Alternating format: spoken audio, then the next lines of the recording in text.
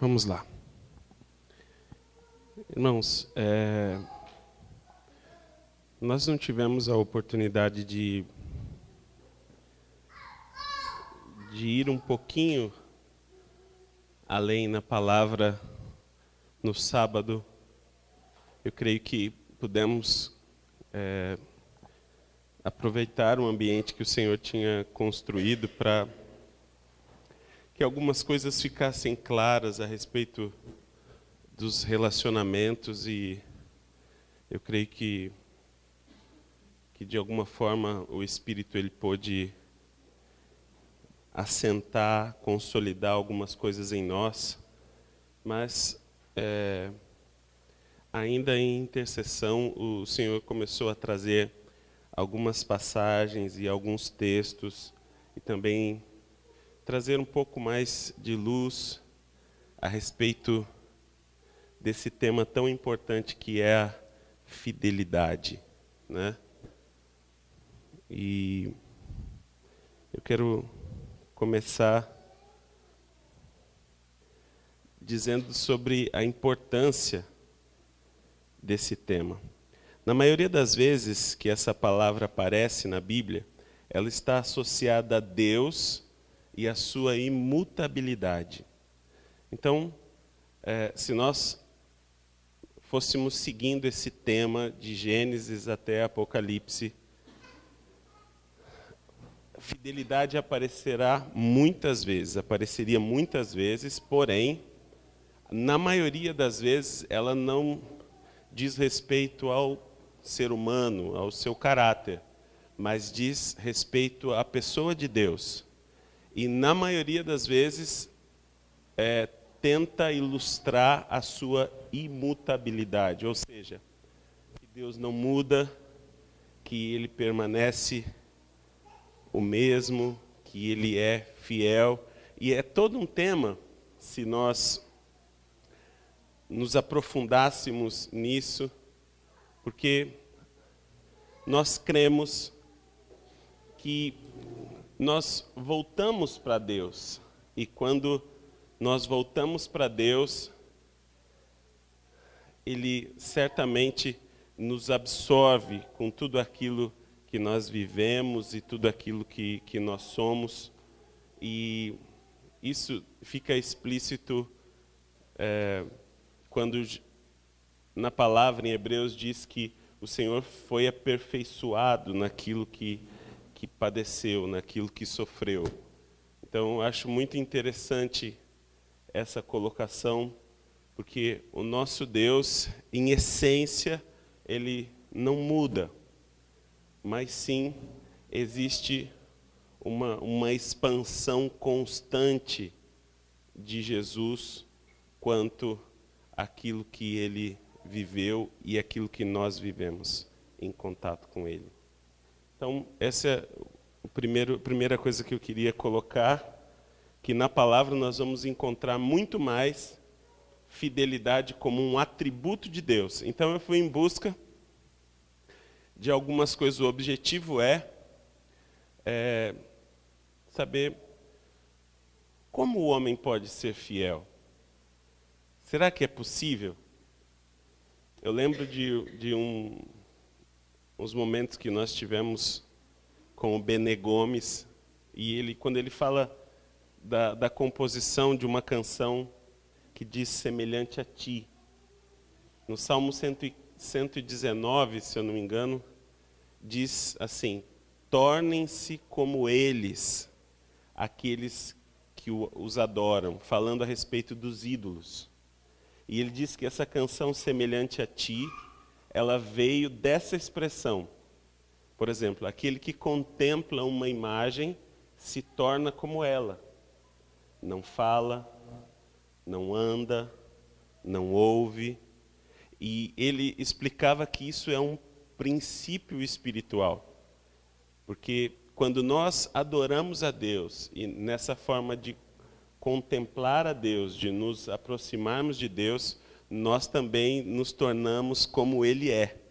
Então é uma lei espiritual, na verdade. Funciona contra nós quando nós adoramos e contemplamos e entramos num estado de contemplação daquilo que Deus não quer que contemplemos. Mas quando se trata da sua pessoa, quando nós o adoramos, nos tornamos semelhantes a Ele. Como Ele é, nos tornamos.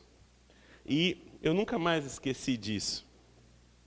Então, quando nós falamos que Deus é fiel, quando existe esse atributo na palavra a respeito de Deus, nós podemos então entender que aquele que contempla, aquele que consegue discernir, que consegue olhar para a fidelidade de Deus e crer nessa fidelidade, ele próprio vai se tornando fiel também nas coisas que ele tem para fazer. Você entende isso?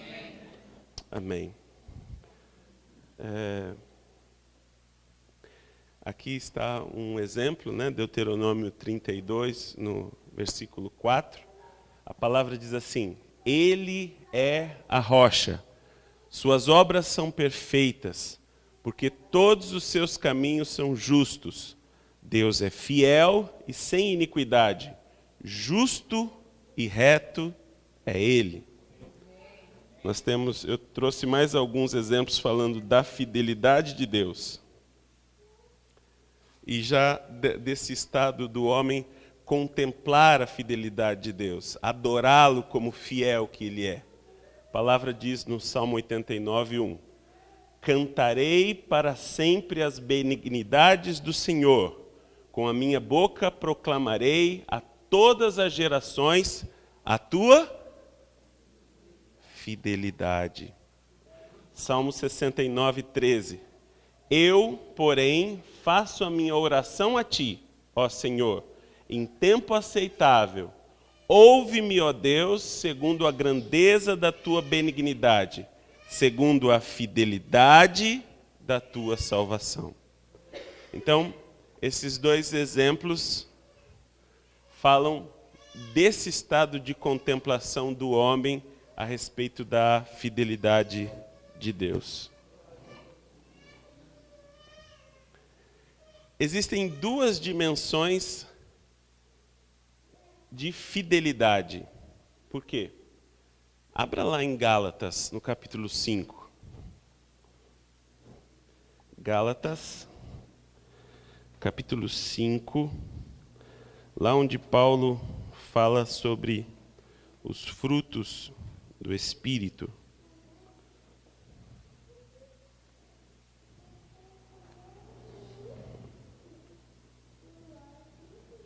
Gálatas 5, 22. Quem achou, diga eu achei. Quem não achou, diga espera um pouquinho. Vamos lá, te espero, vamos lá.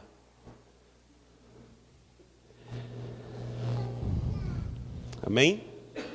Gálatas capítulo 5, verso 22. Todos acharam?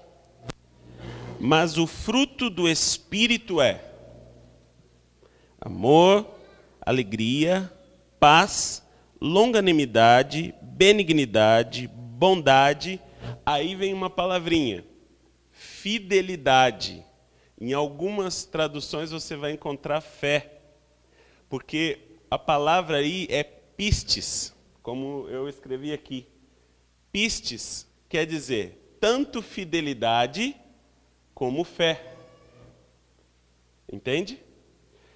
Quando nós entendemos que existem duas facetas, duas principais dimensões de fidelidade para Deus. Primeiro, a fé, nós poderíamos comparar aqueles atletas que vão correr 100 metros rasos. E você vê nas Olimpíadas, né? Você vê nas corridas rápidas, curtas, que a preparação de um atleta que vai desempenhar esse tipo de prova é diferente da preparação de um atleta que vai correr 42 quilômetros uma maratona. Sim ou não? Quem concorda que são preparações diferentes? Certo?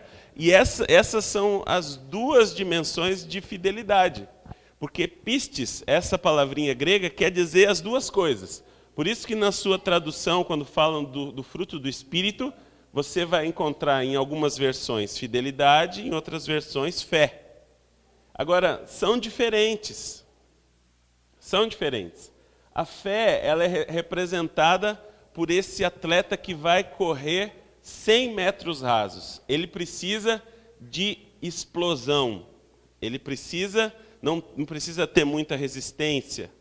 Ele está contemplando muito bem aonde ele quer chegar. Ele está próximo daquilo que ele quer alcançar. Ele precisa estar próximo, porque a fé vai gerar um impulso, uma explosão momentânea para trazer à existência aquilo que não existe, certo? Agora, de outra forma, são os atletas que correm com regularidade, que precisam de resistência, que vão correr dezenas de quilômetros. Esses eles vão se preparar de forma diferente. E aí é um exemplo muito bom de fidelidade. Por quê? Porque você não vive somente da explosão da fé que aconteceu no momento em que o Senhor selou a sua vida. Não é verdade? Quantos lembram quando você entregou a sua vida ao Senhor, que você disse assim, não, isso é verdade, você se conectou ao Senhor. Foi uma explosão muito forte, uma explosão de fé. Mas você não vive dessas explosões somente. Você vive de momentos onde você deve estar preparado para resistir e para ter a regularidade. Você entende isso? Muitas vezes nós já nos valemos da fé para enfrentar um problema que aconteceu, que se levantou na nossa vida. E ali aquela explosão, pá! Eu creio no meu Senhor e daqui eu não saio. E você se planta com uma fé de 9 segundos. Uma fé que te leva ali à vitória em pouco tempo. E se desfaz. Em todo outro tempo, em todas as outras situações da nossa vida, nós incorremos na palavra fidelidade. Continuamos sendo fiéis àquilo que temos recebido, mas com resistência e regularidade. Cada dia acrescentando um pouco, manifestando um pouco daquilo que o Senhor traz luz na nossa caminhada, na nossa vida. Você entende a diferença das duas coisas? Certo? E ambas são a mesma coisa. Ambas se unem, estão tão juntas que é difícil dizer o que é uma e o que é outra na nossa vida, mas são dimensões diferentes de fidelidade, ok? É muito importante que a gente entenda isso. Ser fiel é ter uma vida marcada pelo Espírito Santo em algumas áreas, das quais quero destacar 4. Então, aonde que o Espírito me levou? Eu tenho alguns livros em casa, uma estante, pequena estante. E havia um livro que eu pouco folheei, que era de John Fox. E quer dizer, o tema do livro é a história dos mártires. Então, tanto aqueles bíblicos, como os mártires da história recente, da Reforma. Existem vários, Wycliffe, Hus, Lutero, vários. E eu comecei a folheá-los e o autor, ele não faz um apanhado, ele simplesmente conta a história de cada um deles e como foi a sua vida e a sua morte.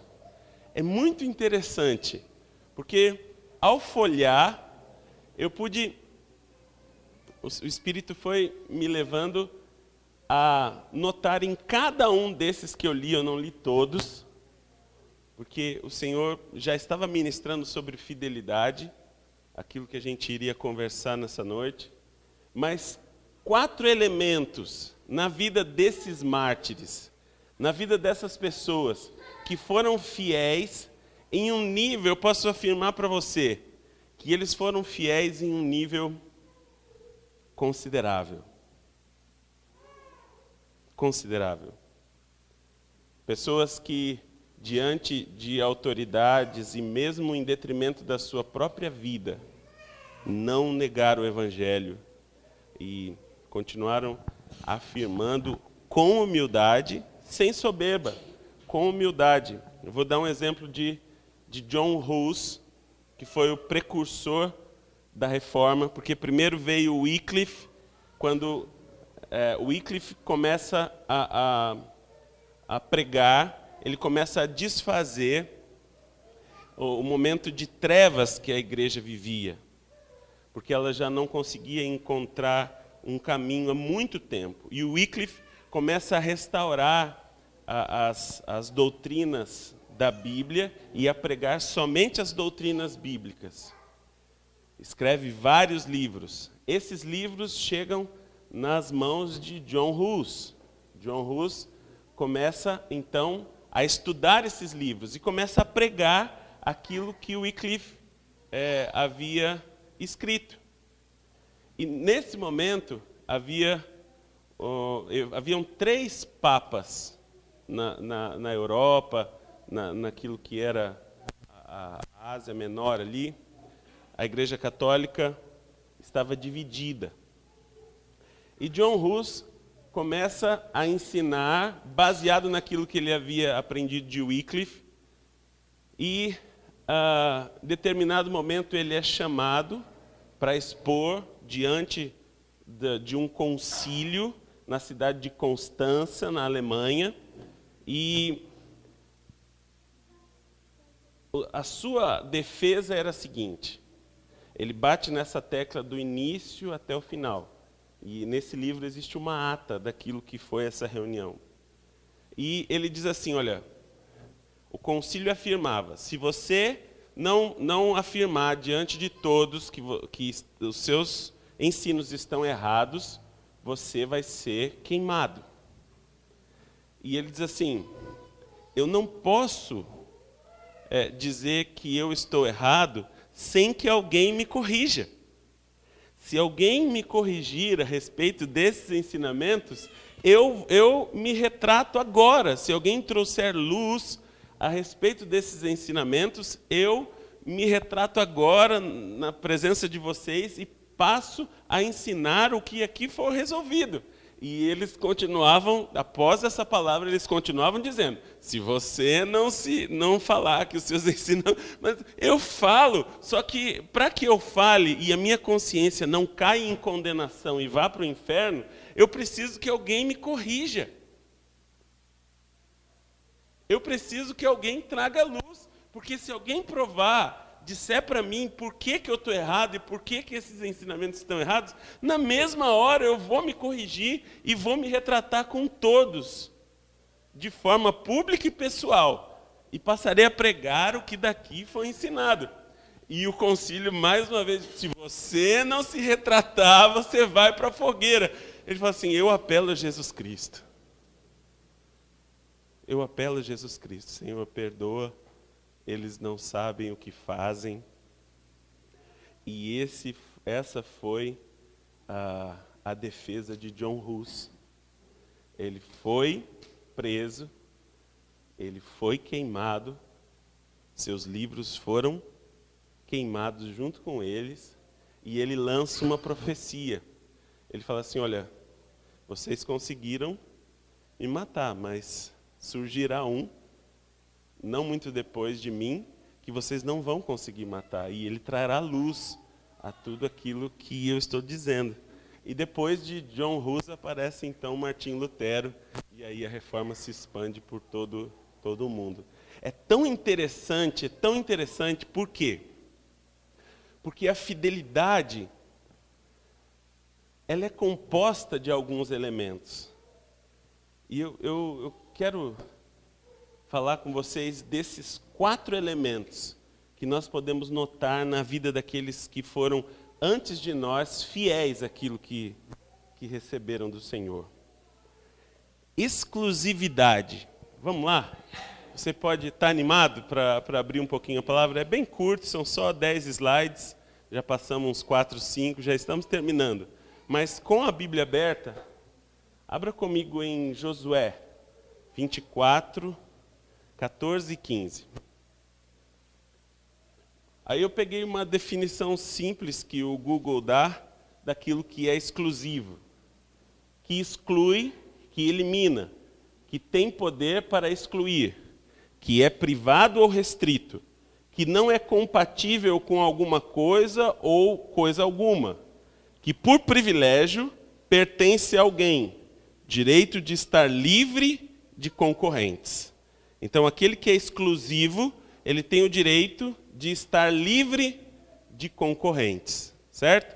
Josué 24, 14 e 15. Quem achou? Pode ler.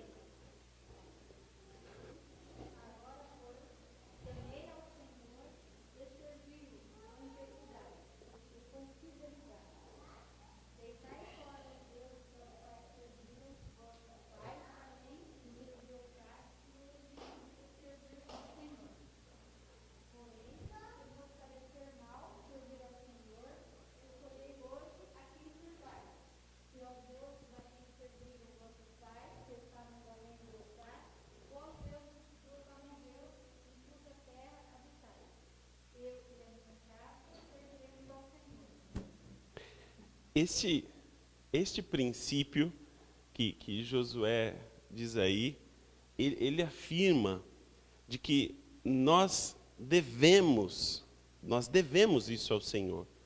O direito de, dentro do nosso coração, não ter concorrentes. Não existir concorrência com Deus. Nada é mais importante do que Deus no coração daquele que é fiel. Isso está muito claro. Se você pegar os homens que foram fiéis, como Josué, eles não tinham uma concorrência no seu coração.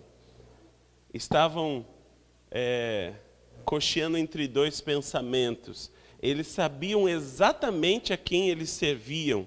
E Deus era o centro da vida deles. Havia uma exclusividade. Deus podia contar com ele, com Josué e com os homens fiéis do Antigo e do Novo, e hoje em dia, com uma transparência muito grande daquilo que é a exclusividade. Vamos ver 1 Reis 18, 21.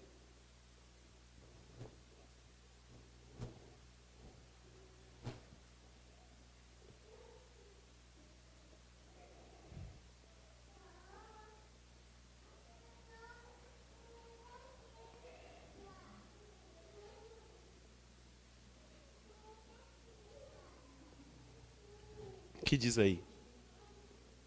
Então Elias se chegou a todo o povo e disse: até quando cocheareis entre 2 pensamentos? Se o Senhor é Deus, segui-o. Se é Baal, segui-o. Porém o povo nada lhe respondeu.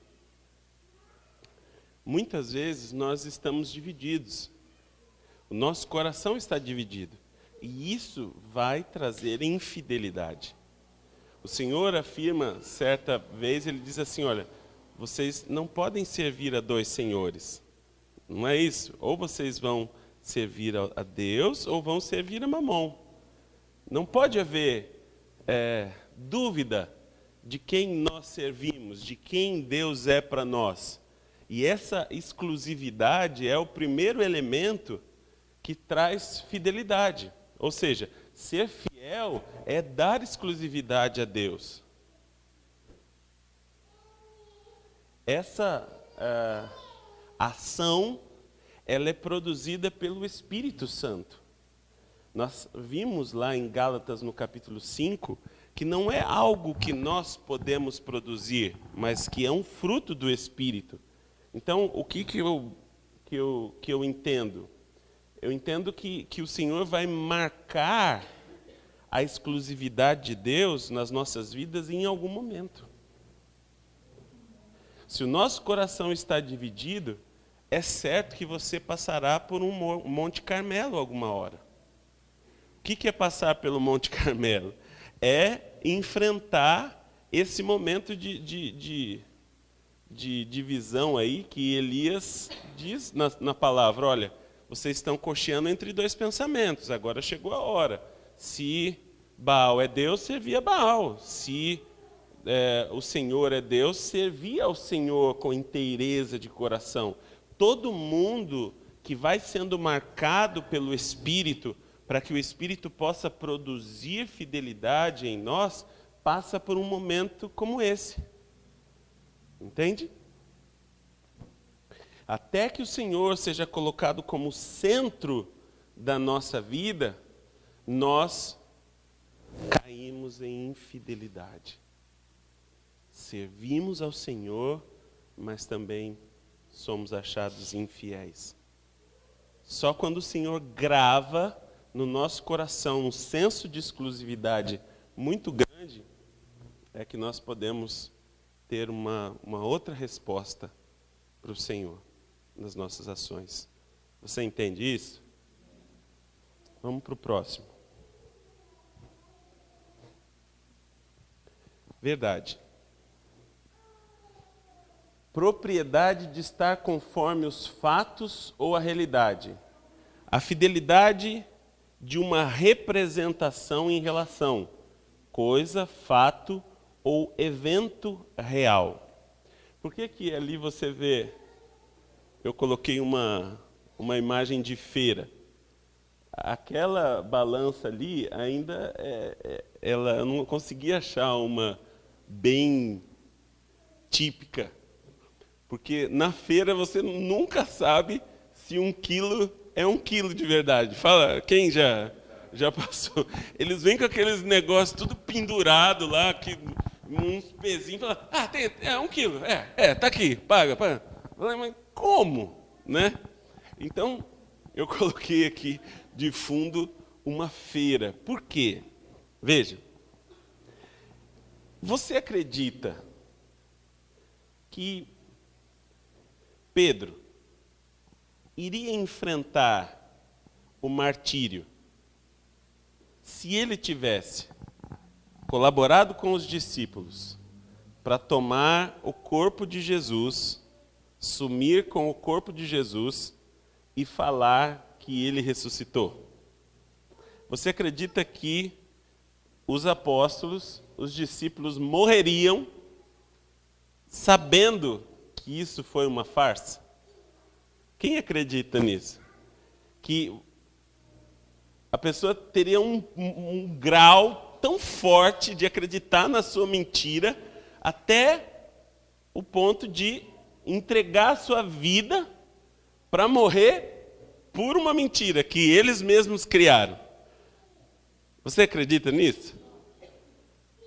Essa é a maior prova da ressurreição do Senhor. É o martírio daqueles que afirmam o que aconteceu com o Senhor Jesus. E a fidelidade, então, ela está ligada à verdade.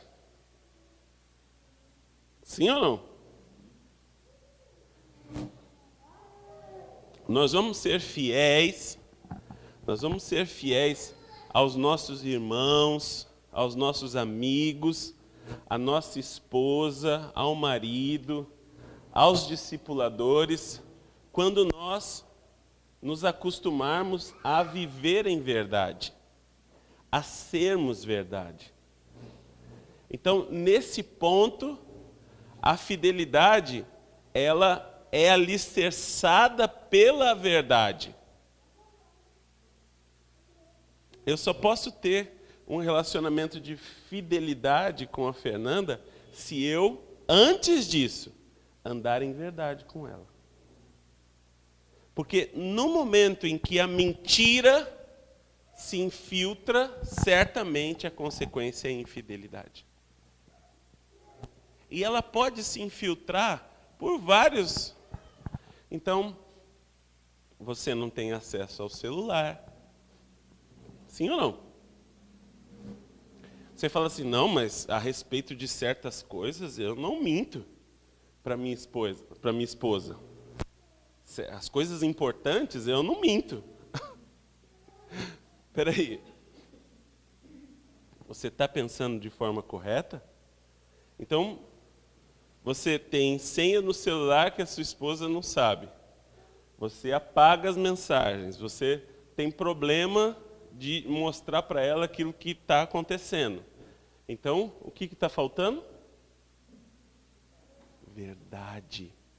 Isso te levará à infidelidade, certamente. Por isso que o salmista, ele faz várias declarações a respeito da verdade. Ele quer ser confrontado com a verdade. Vamos ler o que o salmista fala?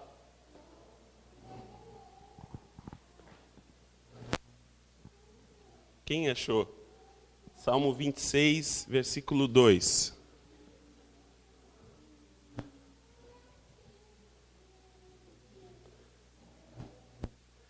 A balança da farmácia também mente, né? Mente ou não mente? Você vai lá, você sobe e fala assim, essa farmácia aqui, essa balança aqui que está com problema. Ela também mente. Salmo 26, 2, o que diz?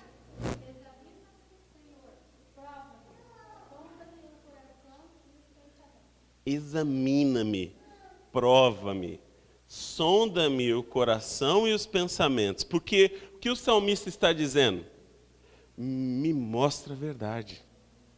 Porque se eu tiver acesso ao caminho torto, à mentira que eu estou vivendo, eu posso me consertar e continuarei sendo fiel ao Senhor. Então, é muito importante na hora que nós estamos cantando e o Espírito vem e fala assim, olha, você está cantando, mas você não vive isso. Sabe o que é isso? É o Espírito restaurando os alicerces da fidelidade. É ele dizendo assim, olha, você não alcançou esse tipo de fé e de vivência e de realidade, por isso é um eco na tua boca somente. Você não vive isso. Conserte isso. Entende? O salmista queria ser confrontado. Sonda-me, examina minha alma, Karina. Veja se o que está errado. Mostra-me a verdade das coisas para que eu possa ser fiel ao Senhor. Então, existiu uma carga de verdade nos homens e nas mulheres que foram fiéis a Deus que você não imagina. Eles não conseguiam contar meias verdades. É como estou dizendo, John Hus diz assim, olha, se alguém me corrigir, eu falo, senão eu não posso ir contra a minha própria consciência e mentir para vocês só para salvar a minha vida. Porque isso me aliviaria diante de vocês, mas não diante do meu Deus. Entende? Salmo 139, 23. Sonda-me, ó Deus, e conhece o meu coração. Prova-me e conhece os meus pensamentos. Conhece os meus pensamentos. Será que você pode dizer isso para a tua esposa? Conhece os meus pensamentos. Será que você, filho, pode dizer isso para sua mãe, para o seu pai? Conhece os meus pensamentos. Vê o que está se passando aqui dentro da minha cabeça. Eu vou dizer para você o que eu tenho vivido e não vou esconder nada, porque a verdade, ela tem o poder de nos alicerçar para sermos fiéis. A verdade vale para que nós continuemos sendo fiéis.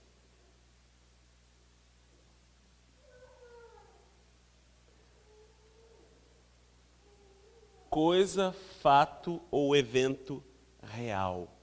Isso significa verdade. É como se nós precisássemos nos apoiar na verdade para continuar expressando fidelidade. Próximo. Regularidade.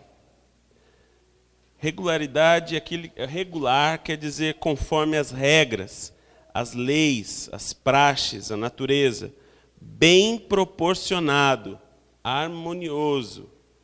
Por que eu coloquei aí a leitura da Bíblia? Vamos entender lá, 1 Tessalonicenses 5,17. O que diz aí?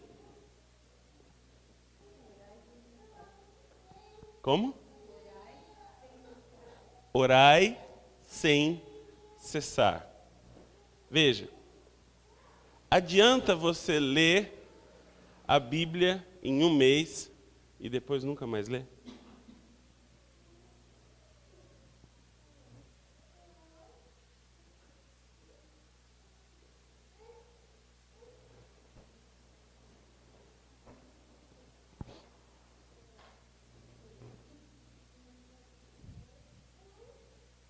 Pense nisso.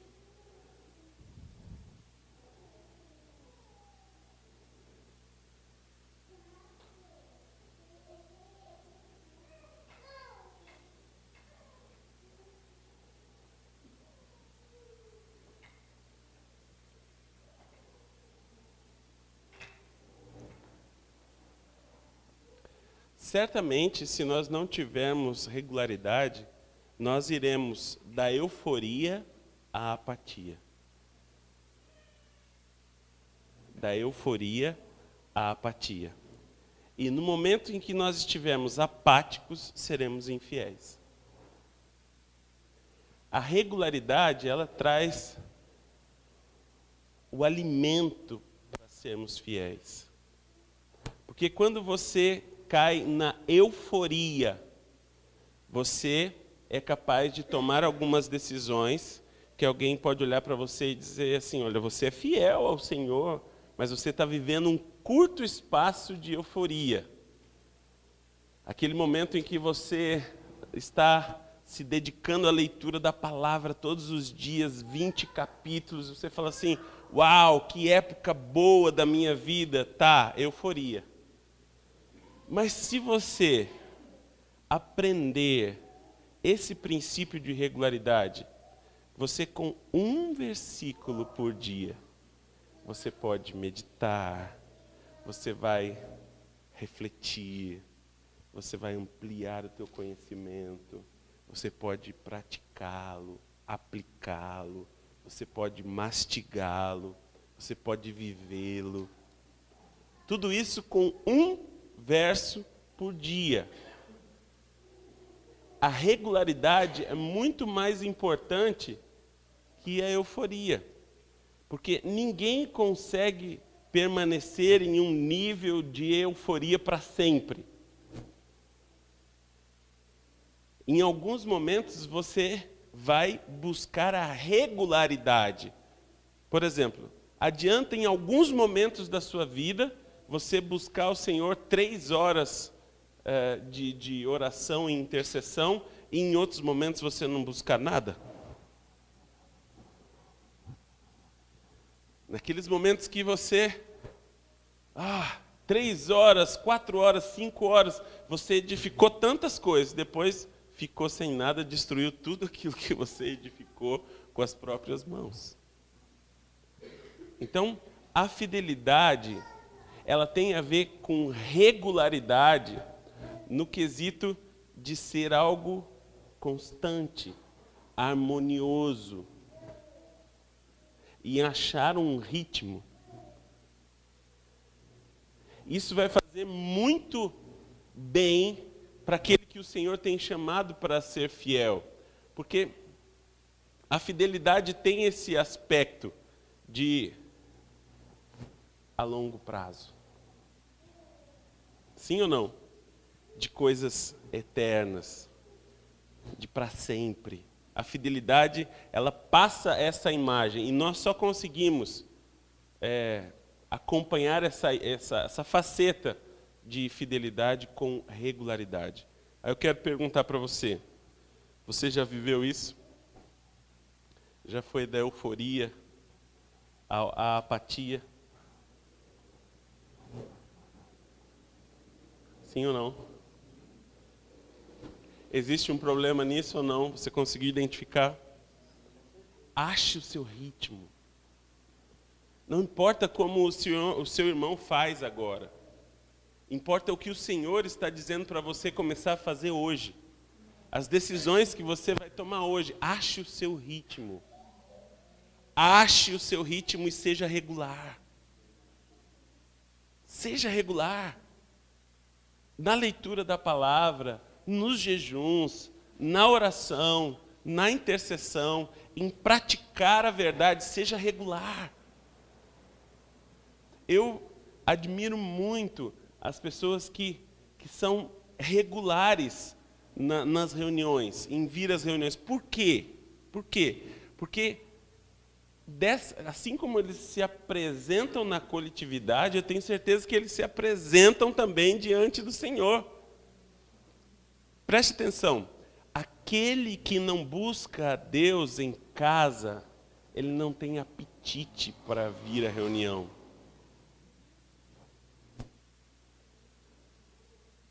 Essa é a verdade. Ele só vem à reunião porque existe um apetite que é despertado nele pelos momentos que ele tem em casa. Quando a pessoa fala assim, eu não tenho vontade de estar no coletivo. Sabe por quê? Porque está faltando o de casa. O momento de casa. O momento onde você fecha a porta do teu quarto e você busca ao Senhor regularmente. Quando falta isso, falta também o coletivo. Aí, o pastor, que já tem uma experiência, ele pensa assim, bom, alguma coisa aconteceu. Está faltando não só a vinda, o pastor ele entende que a pessoa faltou por N motivos que pode acontecer, eu entendo isso. Mas é um sinal de que algo não está bem na vida da pessoa. Essa é a verdade. Ele pode falar assim, mas a cachorra que ficou com problema. Não falando da Eva, que infelizmente a cachorrinha da Eva faleceu. Não é isso. Mas a cachorra que ficou com doença, e depois foi a avó que ficou com doença, depois foi a prima, depois foi a vizinha, aí não tem mais o que fazer. A pessoa fala assim, não, na verdade é que eu estou com um problema. Entende o que eu estou dizendo? É a falta de regularidade. E é muito importante isso. A palavra diz, orai sem cessar. Aponta algo constante. E isso em vários temas. Eu trouxe um só, mas se você ler principalmente Atos dos Apóstolos, a oração, intercessão, leitura da palavra, nunca está sem um adjetivo que demonstre continuidade. Nunca, nunca. Para terminar, perseverança. Aí tem um leite derramado, né? Já matou a charada aí. Vamos ver o que está em Gênesis para a gente terminar? Gênesis 29, 25.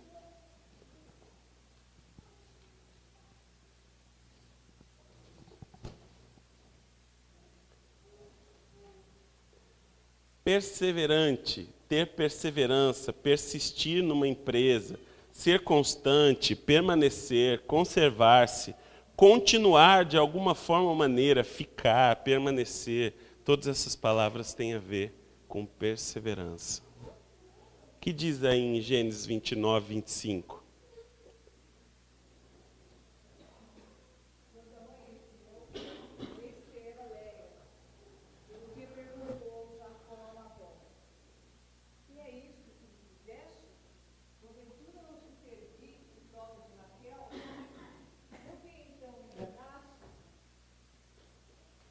Por que então me enganaste?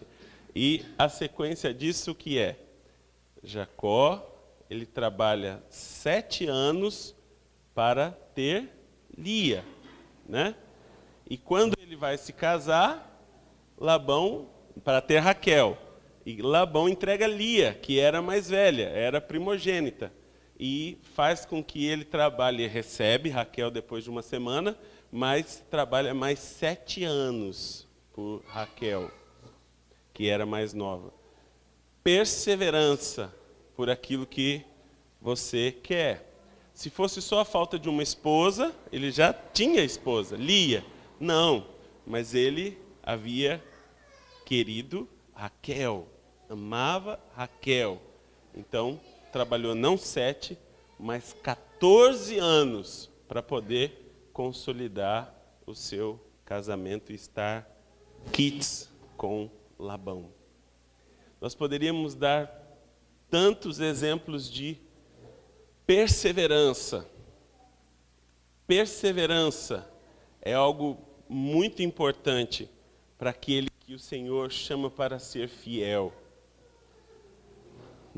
Eu li os testemunhos desses homens e as condições com que eles viviam e aquilo que eles faziam por amor, por terem verdadeiramente recebido do Pai, sem nenhuma segunda intenção.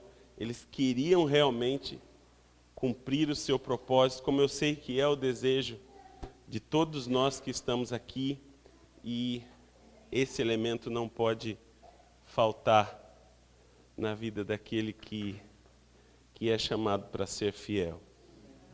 Agora, pense nesses 4 elementos com respeito aos teus relacionamentos. Pense nesses 4 elementos com aquilo que nós relacionamos no sábado.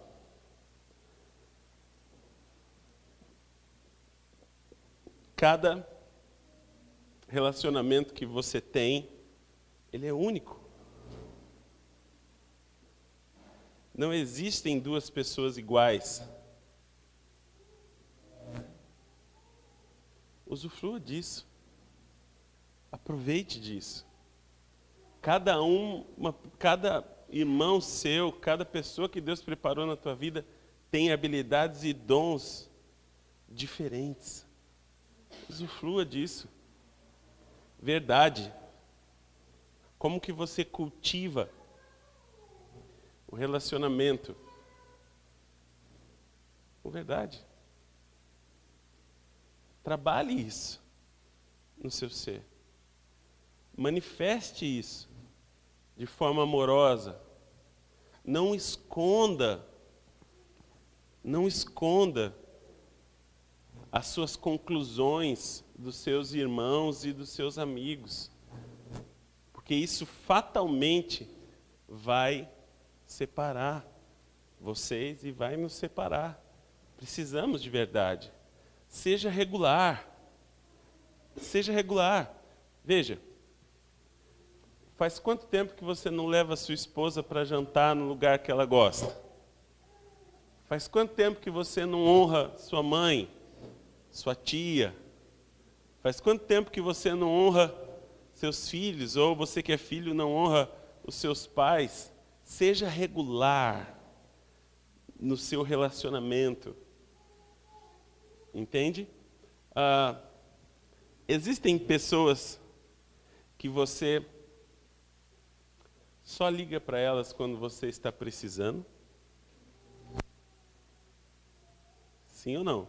Eu não faço isso com você não, né? Eu sempre estou lá. Tá tudo bem? Como tá?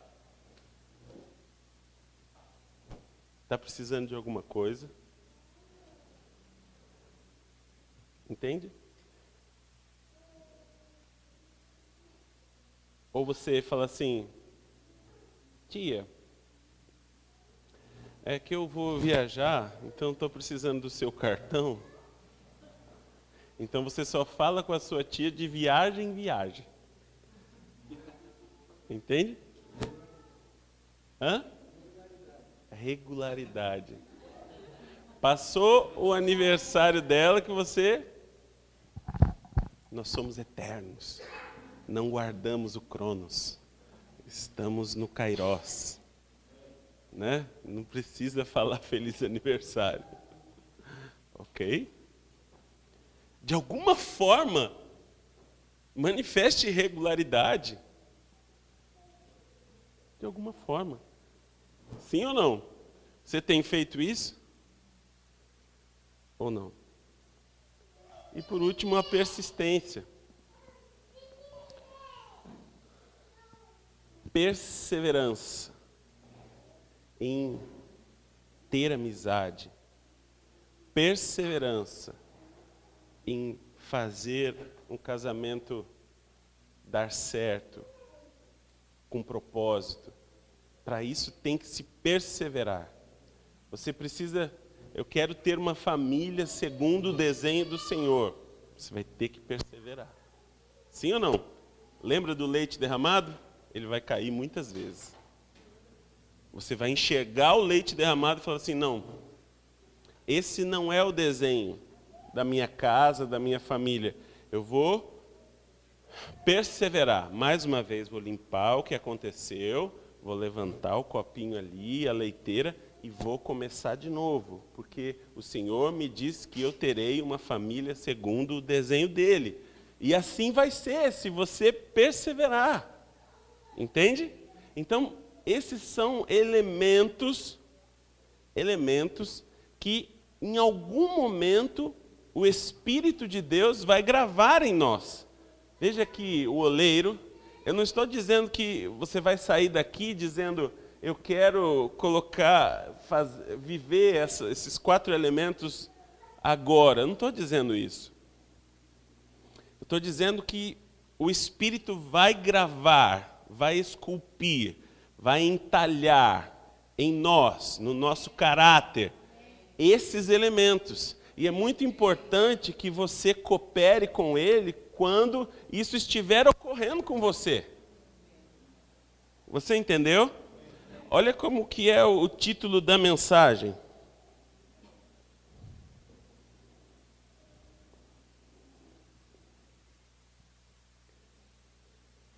Faz sentido para você?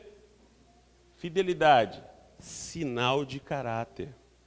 Ou seja, aquele que é fiel nas suas coisas, demonstra que já foi gravado com esses elementos e alguns outros. Não estou dizendo que são só esses.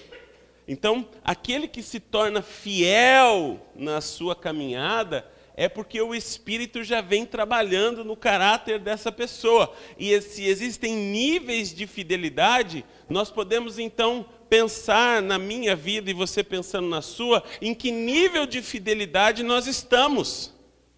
Em que nível de tratamento do meu caráter o Espírito tem manifestado. O que o Espírito já conseguiu entalhar, esculpir, gravar, desses elementos tão importantes que estão na palavra de Deus, na minha vida, no meu coração. Porque ele diz assim, eu não sigo mais. Olha, a promessa da nova aliança é que nós não seguiríamos uma lista de atribuições religiosas, mas que ele gravaria no nosso coração a lei dele. É disso que nós estamos falando, de uma liberdade que vem do Espírito, mas também de uma fidelidade extrema àquilo que ele já gravou e construiu no nosso interior. Nós profetizamos hoje, através das canções que nós cantamos, que aquele que ama Deus é o que guarda os seus mandamentos. Entende? Como que eu posso, diante dessa lei do Espírito, viver algo se Deus não gravar em mim? Então, qual é a minha prerrogativa? O que eu posso fazer? O que está nas minhas mãos? Me apresentar diante dele e apresentar o meu coração, a minha vida e falar assim, grava, Senhor, em mim. Grava em mim a tua lei. Que o Senhor seja exclusivo. Entende? Que eu seja também teu e somente teu. E aí, permitir, quanto mais nós nos apresentamos diante dele, mais a obra se conclui. Quanto menos nós nos apresentamos ao oleiro, menos é gravado em nós. Quanto mais nós nos apresentamos diante dele, mais o Senhor é capaz de gravar, de esculpir em nós o caráter do Senhor Jesus. Quanto menos nós nos apresentamos diante dele, menos seremos gravados. Você entende isso? É possível ser fiel? Sim. Houveram pessoas fiéis antes de mim, antes de você? Sim. Elas se encheram desses atributos que nós conversamos nessa noite e com certeza outros que talvez a nossa visão não tenha podido enxergar. Mas nós estamos felizes porque hoje o Senhor coloca diante de nós algumas coisas importantes para que nós pensemos, para que nós possamos decidir na nossa vida, que muitas vezes estamos fazendo de forma equivocada. Apresentamos os nossos corações diante do sábio construtor, do edificador da nossa fé. Amém? Você pode se colocar de pé. Os salmistas, por um momento, se puderem vir aqui.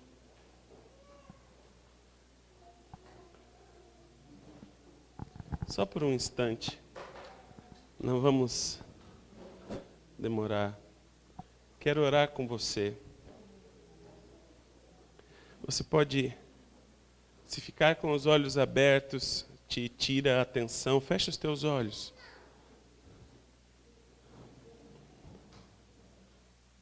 Com teu coração bem aberto, com teu espírito animado na presença dele.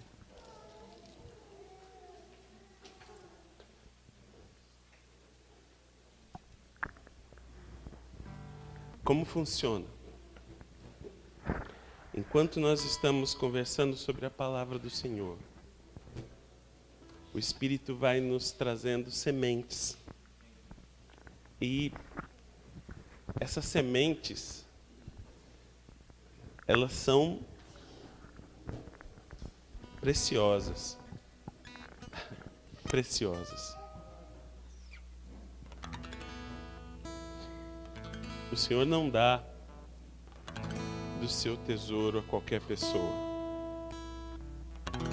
Entenda? Ele mesmo diz, olha, não joguem as vossas pérolas aos porcos, aos cães. Não façam isso. Ele também não faz isso. Ele só compartilha do seu tesouro porque ele sabe que nós estamos em um ambiente familiar. Que existem aqueles que foram chamados para serem a família de Deus.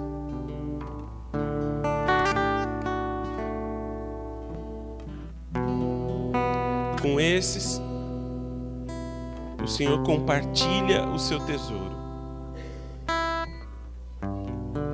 Coloque as tuas mãos diante dele.